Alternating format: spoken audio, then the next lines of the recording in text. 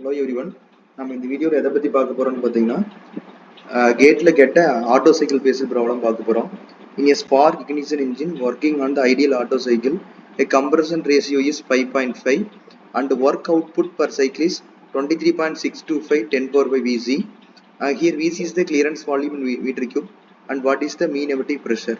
So indicated mean effective pressure க்கு என்ன ஃபார்முலான்னு பாத்தீங்கன்னா நார்மலா mean effective pressure அப்படிங்கும்போது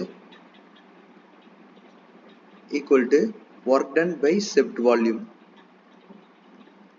divided by shift volume or stroke volume சொல்லுவோம். இப்போ நமக்கு கம்ப்ரஷன் ரேஷியோக்கு ஒரு ஃபார்முலா இருக்கு.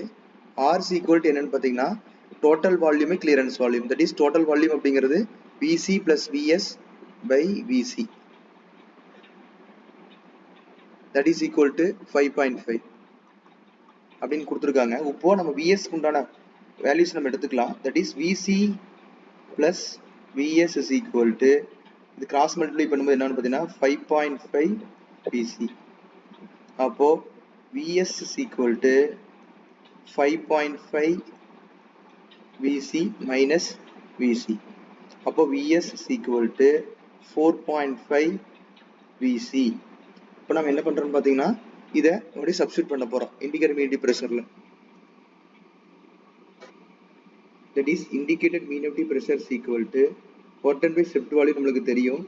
அப்போ work doneங்கிறது என்னன்னு பார்த்தீங்கன்னா 23.625 into 10 power 5 Vc divided by 4.5 Vc. So இந்த Vc கேன்சல் ஆயிரும்.